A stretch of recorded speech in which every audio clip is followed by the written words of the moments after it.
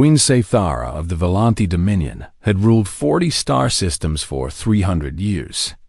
And in all that time, she had never met a creature she could not break with a single glance. Her people called her the Eternal Flame, the Unbroken Crown, the Devourer of Rebellions.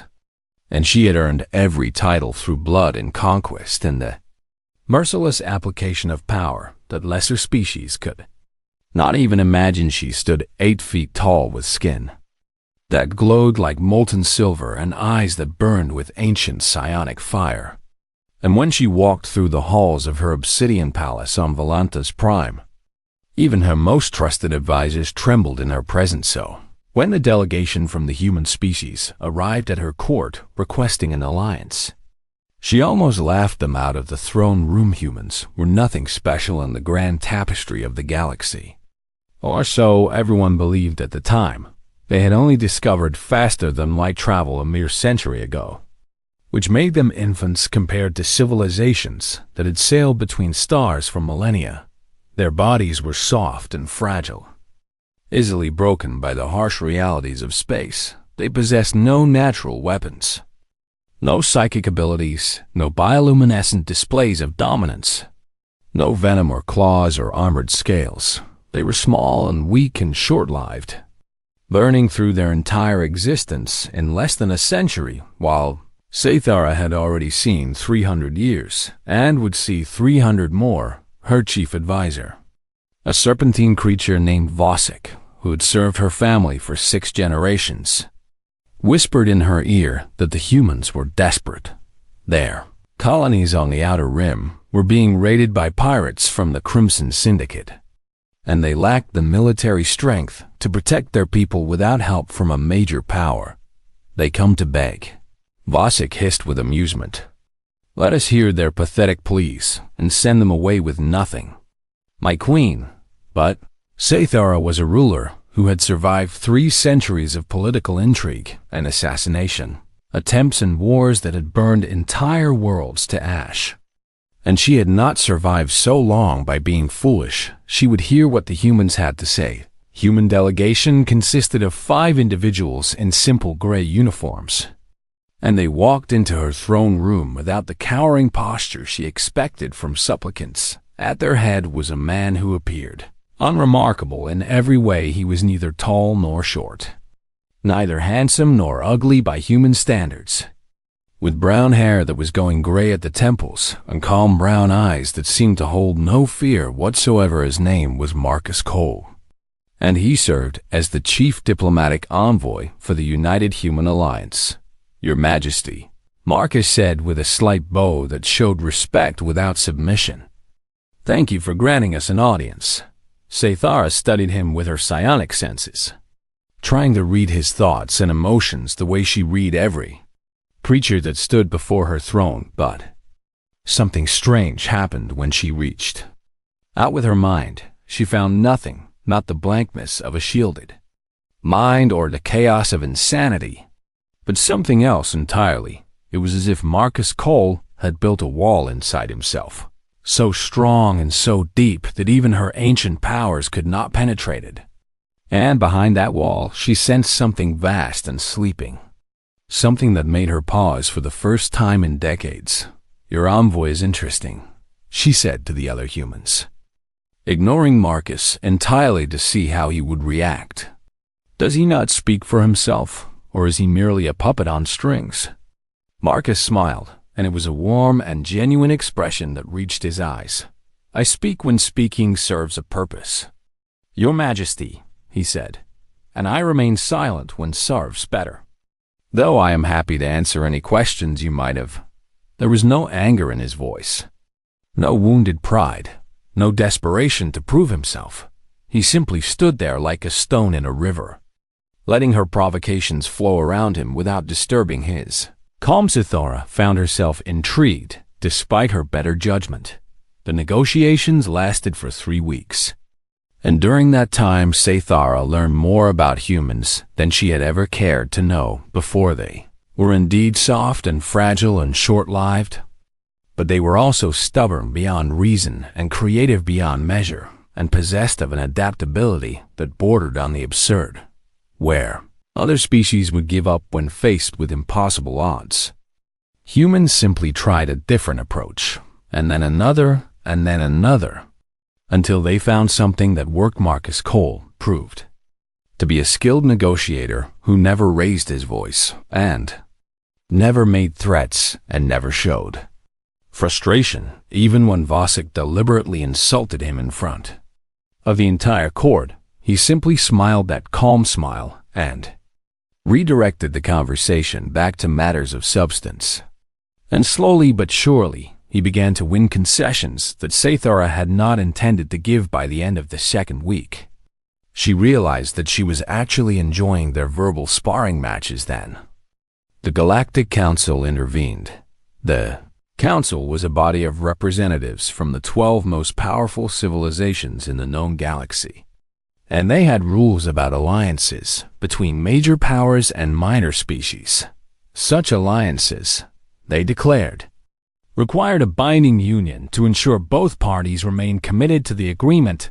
The political Marcus Ketharai expected the humans to withdraw their petition immediately, because what sane creature would volunteer to bind themselves to an alien queen who could crush their skull with a thought? But Marcus Cole stepped forward without hesitation. "I volunteer," he said simply. "If Queen Ketharai will have me." The court erupted in shocked whispers, and Vasek made a choking sound of disbelief, and even Ketharai herself felt something she had not felt in a very long time: genuine surprise. "You understand what you are offering," she said slowly. "You would leave your people, your world, your entire species behind to live in my palace as my consort until the end of your short human life." "I understand completely," Marcus replied, and there was no fear in his eyes, only that same calm certainty that had intrigued her from the moment he walked into her throne room. "The Alliance will save millions of human lives on the Outer Rim, and that is worth any personal sacrifice I might make." Ketharai searched his face for deception and found none. She reached out with her psionic senses one more time, and once again she felt that Vast is sleeping something behind his mental walls. But now she also sensed something else. Sincerity. He truly meant every word. "Very well," she heard herself say. "I accept your proposal, Marcus Cole of the United Human Alliance, and you shall become my consort before the next moon rises." The wedding was a grand affair attended by representatives from across the Dominion and broadcast of 40 star systems. And through it all, Marcus stood beside her with quiet dignity, never flinching from the alien rituals or the suspicious stares of her courtiers. When the ceremony ended, and they were finally alone in her private chambers, Ketharai turned to face her new husband with curiosity burning in her silver eyes. "Why did you truly volunteer?" she asked. "And do not give me that speech about saving lives." "Because I want the real reason." Marcus looked at her for a long moment, and for just an instant she saw something flicker in those calm brown eyes. Something ancient and powerful and carefully controlled. "Because someone needed to build a bridge between our peoples," he said softly. "And I have always been better at building than breaking." Then the moment passed and he was simply Marcus again. A quiet and unassuming human who had just married the most powerful queen in the galaxy. Ketharai did not understand him. Not yet, but she was determined to solve the puzzle he represented. She had no idea that the puzzle would take years to solve, and that the answer would shake her understanding of the universe to its very foundations. 3 years passed in the Obsidian Palace on Volantis Prime, and in that time Marcus Cole became something of a mystery that the entire court tried to solve. The courtiers called him the Queen's pet, behind his back, laughing at the soft little human who wandered the halls without guards or weapons or any visible means of protecting himself. They mocked his gentle manner and his quiet voice and his refusal to engage in the dominance displays that every other species considered essential for maintaining status in the royal court. When the ambassador from the Krethian Empire deliberately knocked Marcus to the ground during a diplomatic reception. Everyone expected the human to cower or flee, or at least show some sign of the fear that any sensible creature would feel, but Marcus simply stood up, brushed the dust from his clothes, and smiled at the ambassador with genuine warmth. "I apologize if I was standing in your way," he said pleasantly. "Please allow me to get you a drink as an apology for any inconvenience I may have caused." The ambassador, a massive reptilian creature with scales like bronze armor and teeth like serrated knives, stared at Marcus in complete confusion. He had expected anger or fear or submission, but this calm friendliness made no sense to a predator species that understood only strength and weakness. Ketharai watched the exchange from across the room, and she felt something strange stirring in her chest. It was not pity, because Marcus did not seem pitiful. It was not contempt, because his behavior was too deliberate to be mere cowardice. It was something closer to fascination, a growing desire to understand how a creature with no visible power could move through a court full of predators without ever being truly touched by their cruelty. She began to watch him more closely. After that night, she noticed how Marcus spent his mornings in the palace gardens, tending to the plants with his bare hands like a common laborer. The gardeners tried to stop him at first, horrified that the queen's consort would lower himself to manual work. But Marcus simply smiled and asked them to teach him their techniques. Within a few months, he had learned the names and needs of every plant species in the royal gardens, and he had developed a particular talent for coaxing blooms from flowers that had refused to open for decades. She noticed how children seemed drawn to him like moths to a flame. The sons and daughters of visiting dignitaries would abandon their parents to follow Marcus around the palace, listening with wide eyes as he told them stories from Earth about heroes and monsters and ordinary people who did extraordinary things. He never talked down to the children or dismissed their questions, no matter how silly, and he had a gift for making every child feel like the most important person in the universe. She noticed how he handled disputes between minor nobles with a wisdom that surprised her advisors. When two merchant families came to the palace with a conflict over trade routes that had simmered for generations, everyone expected Ketharai to simply impose a solution by force, but Marcus asked if he might try to mediate first. And after 3 days of patient conversation, he had somehow convinced both families that cooperation would benefit them more than competition. They left the palace as partners rather than enemies, and neither family could quite explain how the soft-spoken human had changed their minds. Most of all, she noticed how Marcus never asked for anything for himself. He never demanded respect or better quarters or political power or any of the things that consorts traditionally expected from their royal spouses. He lived in a modest suite of rooms with a collection of books he had brought from Earth and a small plant he called a bonsai that he trimmed with tiny scissors every evening. When Ketharai offered him servants and guards and treasure, he politely declined everything except a single request: a communication terminal so he could send messages to his family back on Earth. "You are the strangest creature I have ever encountered," Ketharai told him one evening when she found him sitting alone in the garden, reading a book of something called Poetry by the Light of the Three Moons. Marcus looked up and smiled that warm smile that she had come to look for in her daily wanderings through the palace. "I have been called many things in my life, Your Majesty, but strange is certainly among the more polite options. Why do you not demand respect?" she asked, sitting down beside him on the stone bench without quite knowing why she did so. "You are consort to a queen, bound to me by laws that the Galactic Council itself enforces, and yet you allow every minor noble and servant in this palace to treat you as if you were nothing." Marcus closed his book and considered her question with the seriousness he gave to everything Respect that is demanded is respect that has no meaning, he said slowly. It is like a flower that blooms because someone forces it open rather than because the sun has called it forth. And such forced flowers always wither quickly. He gestured to the garden around them, where a dozen different species of plants grew in careful harmony. I would rather plant seeds and tend them with patience, knowing that whatever grows will be real and lasting, than command obedience and receive only the hollow performance of submission. Ketharai felt something shift inside her, some ancient assumption about power and dominance that she had never thought to question. But do you not have power of your own? She asked, thinking of the wall she had sensed in his mind and the vast sleeping something behind it.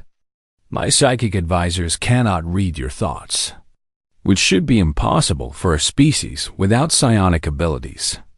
And sometimes when I look at you, I sense something hidden, something enormous that you keep locked away. Marcus was quiet for a long moment, and when he spoke, his voice was softer than she had ever heard it. Humans learned long ago to keep certain doors locked, he said, and there was something ancient in his eyes that made her hearts beat faster. We built walls inside ourselves because we had to, because the alternative was too terrible to contemplate. What alternative? Marcus looked at the moons hanging in the purple sky, and his expression grew sad in a way that made Ketharai want to reach out and touch him. I have seen what happens when humans stop holding back, he said quietly. I have seen the doors open and the power pour forth.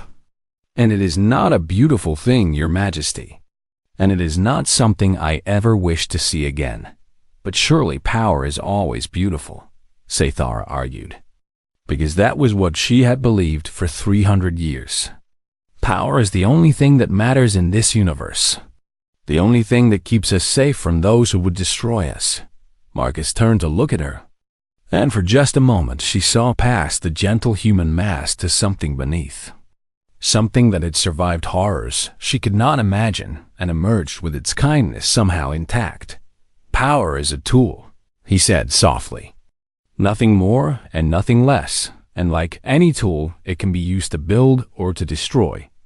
And I have chosen to build, Your Majesty, because I have seen enough destruction to last 1,000 lifetimes.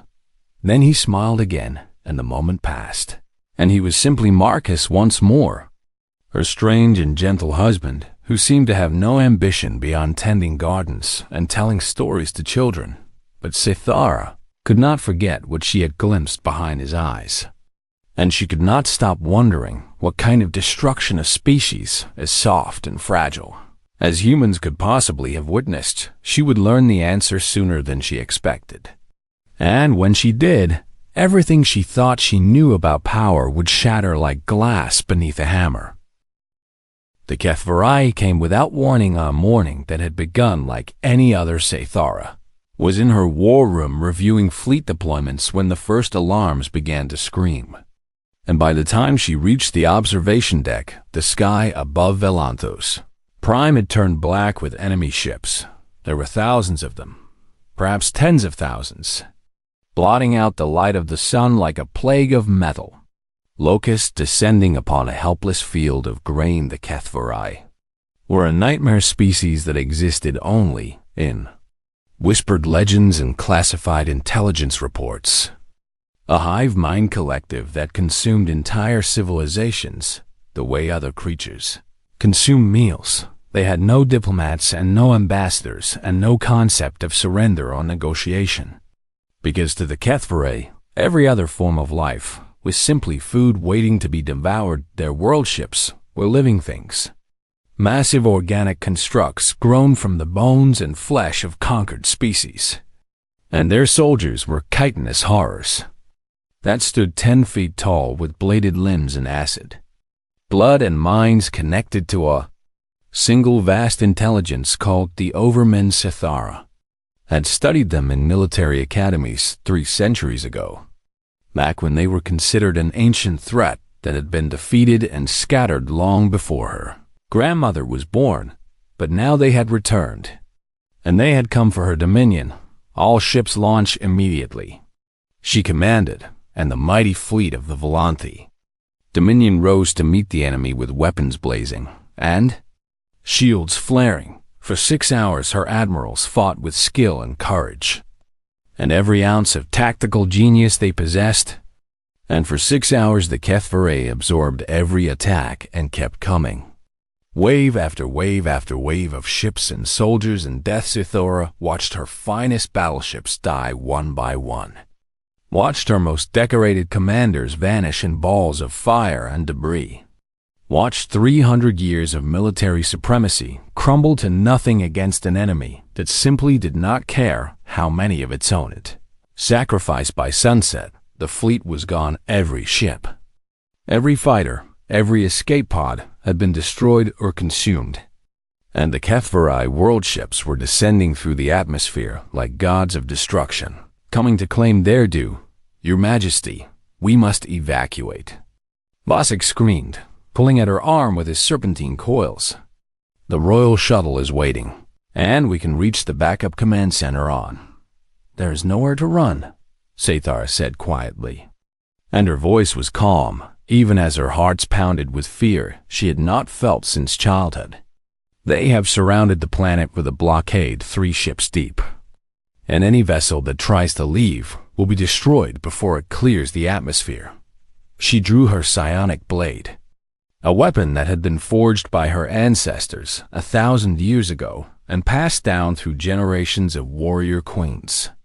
And the energy hummed in her hand like a living thing eager for battle. "If this is to be my end, then I will face it as a queen of the Volanthi, standing on my feet with a blade in my hand and fire in my heart." The palace shields held for 2 hours before the Ketharai finally breached them. And in those 2 hours Sethara organized a defense that would be remembered in legends for as long as her species survived. She fought alongside her royal guard in the corridors of the obsidian palace, her psionic blade carving through the chitinous bodies of the enemy like a torch through darkness. She killed dozens of the monsters, then hundreds, her silver skin splattered with their black blood, and her muscles burning with exhaustion that she refused to acknowledge. But there were always more for every Ketharai she cut down. 10 more surged forward to take its place, and slowly but surely her guards began to fall. Captain Nesek, who had protected her for a century, was torn apart by acid-coated claws. Lieutenant Morax, who had once saved her life during the rebellion of the 7 systems, was impaled by a bladed limb and pinned to the wall like a specimen in some horrible collection. One by one, the warriors she had trained and trusted and loved like family were slaughtered before her eyes. And still the Ketharai kept coming. Finally, she stood alone in the throne room, her psionic blade flickering with exhaustion and her body covered in wounds that would have killed any lesser creature. The doors at the far end of the chamber burst open with a sound like thunder, and the Ketharai overmind itself slithered into her throne room. It was vast beyond comprehension, a mountain of writhing flesh and chitinous plates and countless eyes that all focused on her with hunger older than stars. This was the entity that had consumed 100 queens and 1,000 worlds, the central consciousness that controlled every Ketharai soldier and ship and world ship.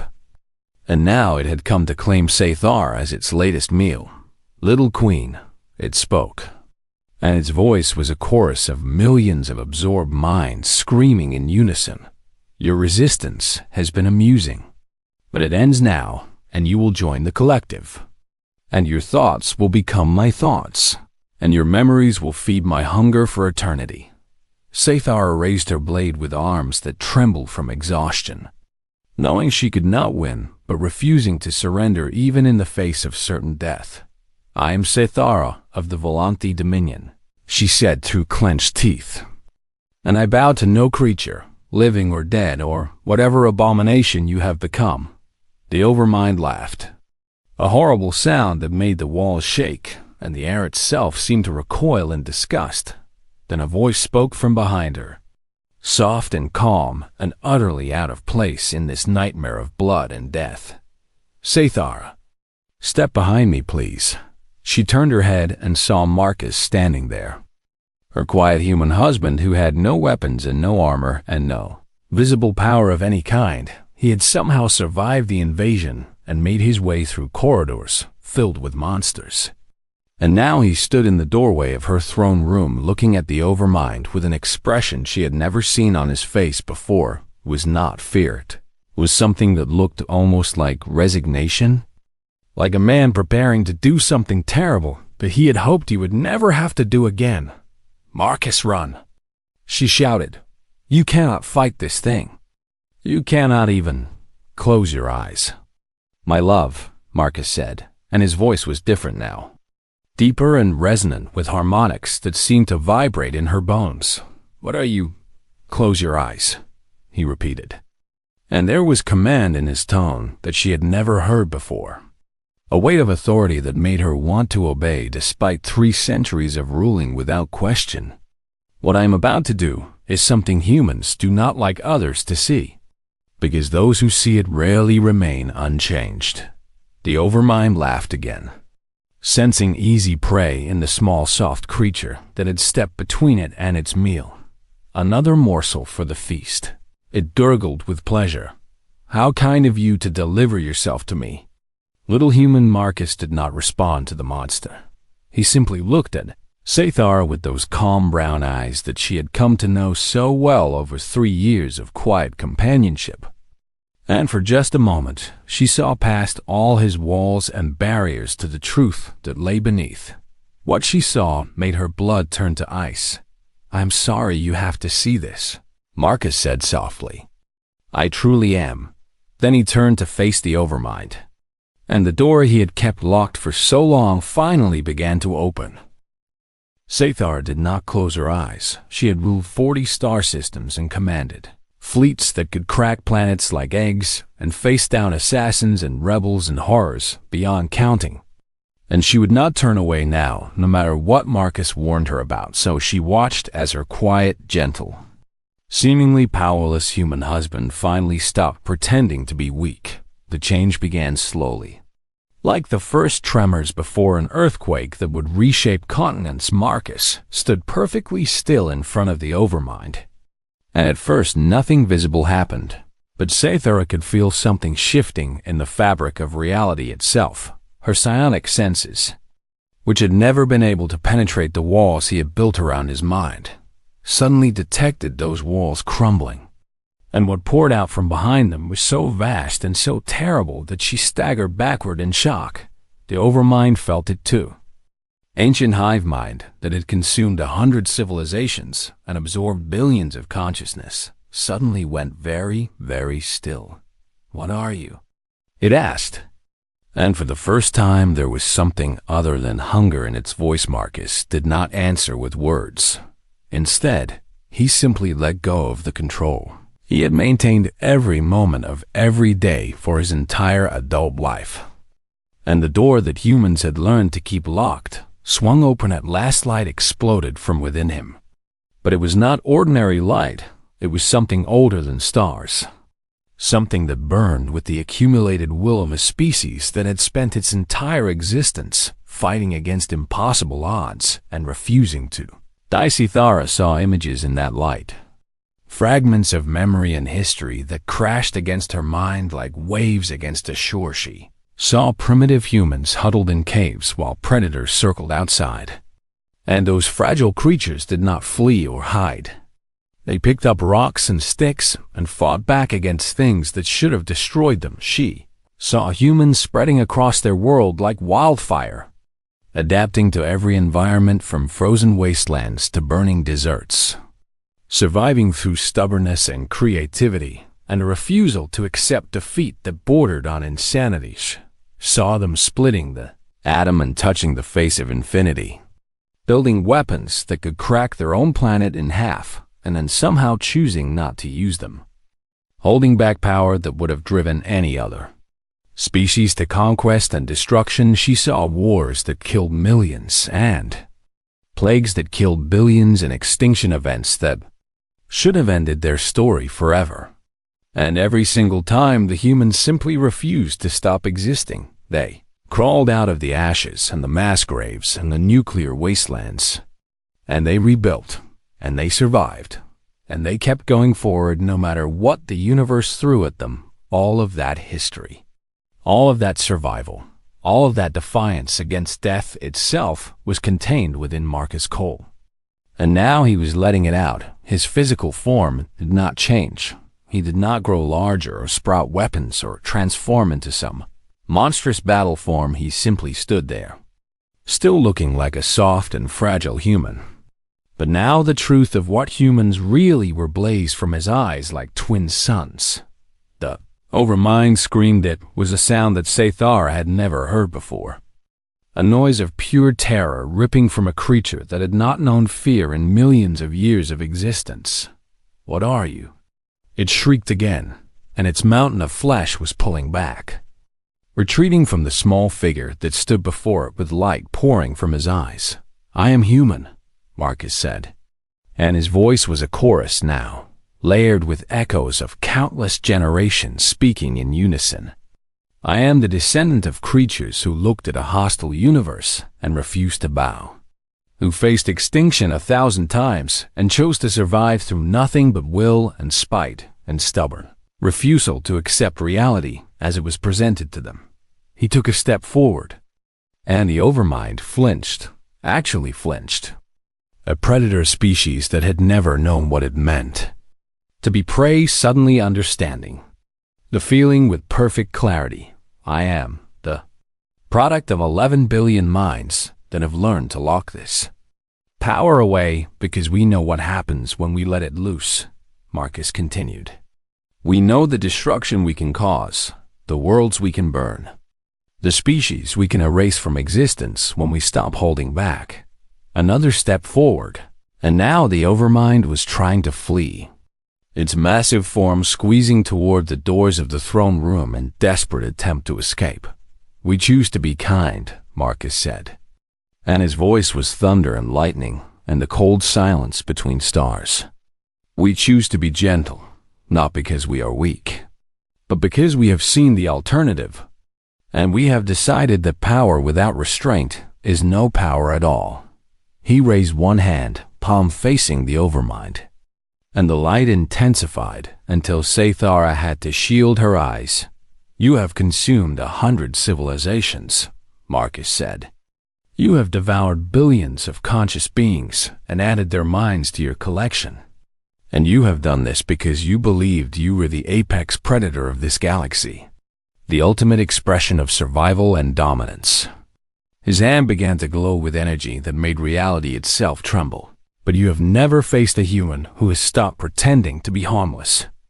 The Overmind tried to speak, tried to negotiate, tried to do something it had never done in its entire existence.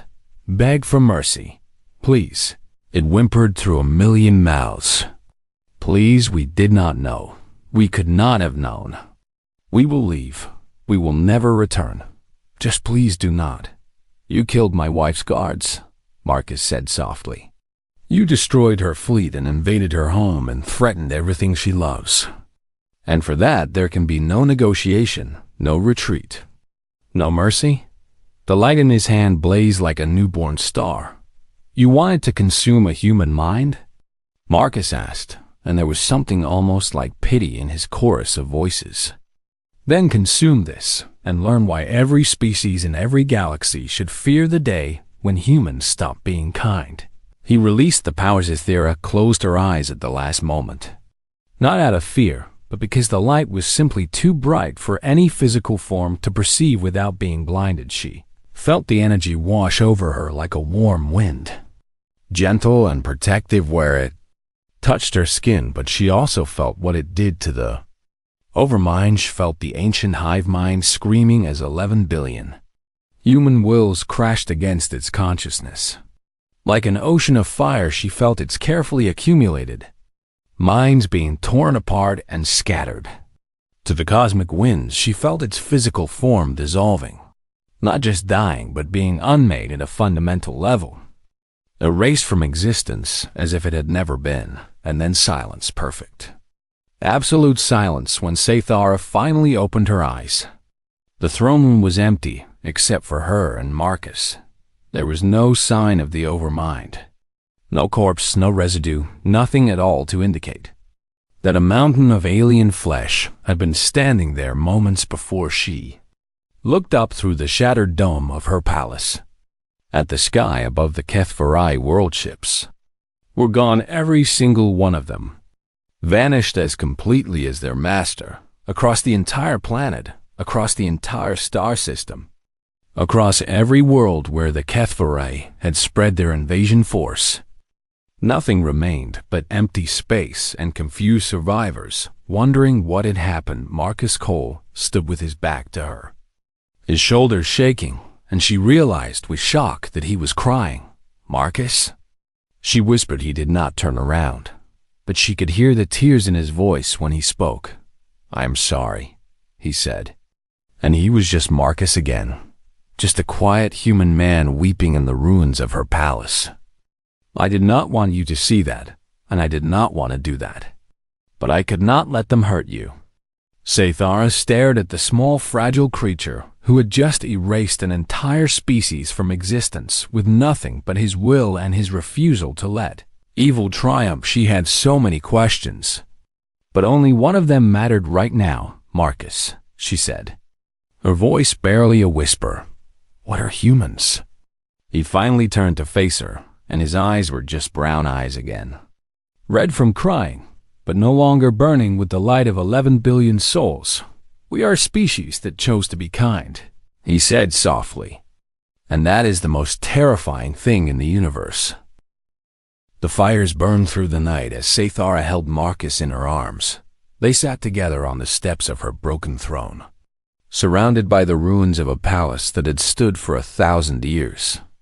And neither of them spoke for a very long time. Marcus had stopped crying, but his body still trembled with exhaustion that went deeper than physical fatigue. Ketharai had seen warriors collapse after great battles, their strength spent and their spirits drained. But this was something different. This was the weariness of a man who had been forced to become something he hated, to open a door he had spent his entire life keeping closed, and the weight of what he had done pressed down on him like a mountain of guilt and grief. "How many?" Ketharai finally asked, her voice soft in the crackling silence. Marcus did not pretend to misunderstand. "All of them," he whispered. "The Overmind and every consciousness connected to it. Every world ship and soldier and drone across 1,000 light years. All erased in a single moment because I chose to stop holding back." His hands were shaking as he looked at them. Billions of individual minds. Ketharai, even if they were enslaved to the hive mind, even if they had no true independence or free will, they were still conscious beings. And I destroyed them all because I was angry and afraid and could not think of any other way to protect you. Ketharai felt something twist in her chest, an emotion she could not name. For 300 years she had been a conqueror, a ruler who thought nothing of ordering the deaths of millions if it served the interests of her dominion. And she had never once lost sleep over the lives she had taken. But Marcus, who had just committed the largest act of destruction in recorded history, was weeping for his enemies. "They were going to consume us all," she said gently. "Every man and woman and child in the Dominion would have been absorbed into that monster, their minds enslaved and their bodies devoured. And you stopped that from happening." "I know," Marcus said, and his voice was hollow. "I know I had no choice. And I know they would have shown us no mercy. And I know that what I did was necessary. But that does not make it good, Ketharai. And that does not mean I have to feel proud of what I am capable of doing." He looked up at her with those ancient eyes, and she realized that this quiet human man had been carrying the weight of his species. Terrible potential every day of his life. Humans learn to lock this power away because we understand what it means, he said softly. "We know that the capacity for destruction on this scale is not a gift but a curse. Not a strength, but a scar that our species carries from every war and genocide and atrocity we have ever committed against ourselves and others. But you use it to protect those you love, Ketharai said. You could have fled or hidden or let me die. But instead you stood between me and a godlike entity. And you destroyed it because you could not bear to let it hurt me. Yes, Marcus admitted. And there was pain in his voice, but also something else, something that sounded almost like hope. Because that is what humans do when the people we love are threatened. We stop being kind, and we become something terrible. And then afterward we weep for what we have done and swear to never do it again. He laughed then, a sad and broken sound, until the next time someone threatens our loved ones. And then we do it all over again, because that is our curse and our burden. The knowledge that we are capable of both the greatest kindness and the greatest cruelty in the universe. Ketharai was silent for a long moment, processing everything she had learned about humans in the single night she had spent 3 years trying to understand Marcus, trying to solve the puzzle of his gentle nature and his hidden depths.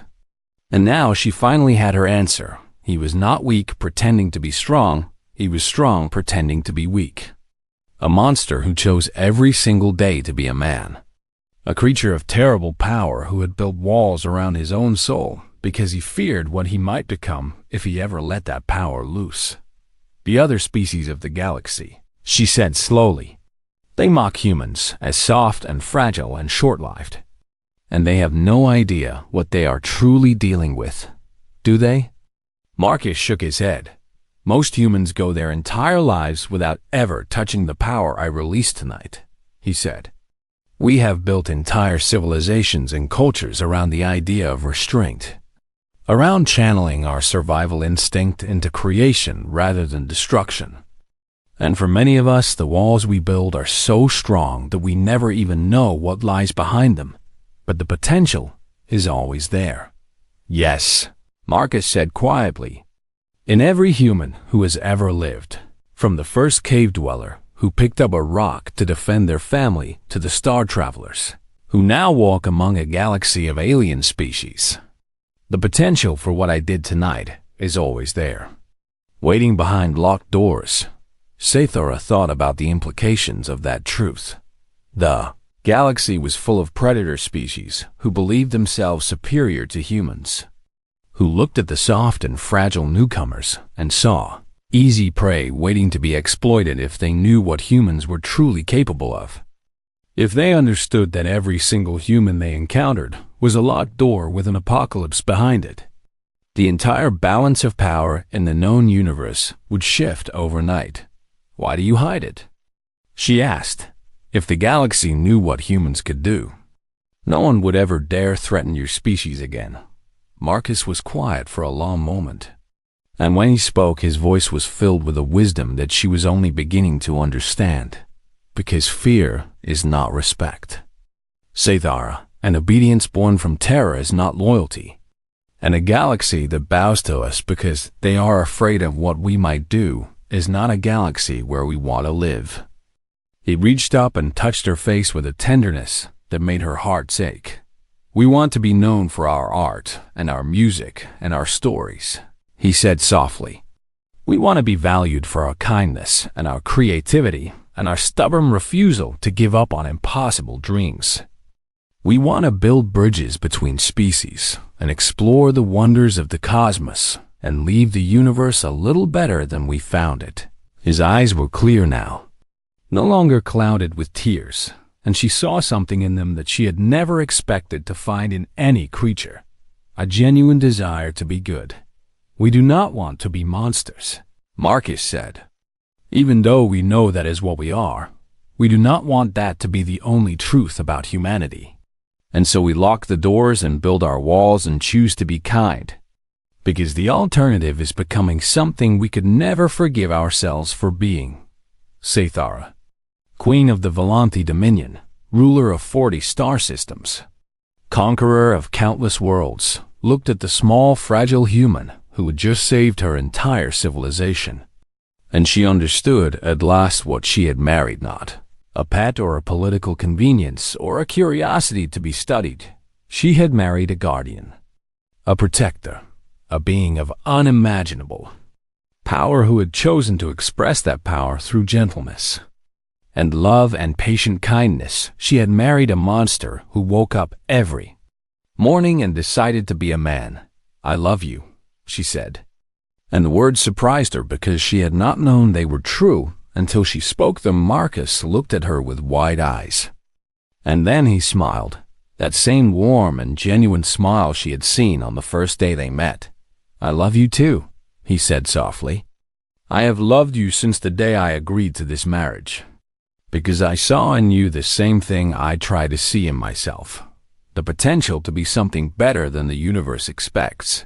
They sat together in the ruins of her palace as the sun rose over Volanto's prime.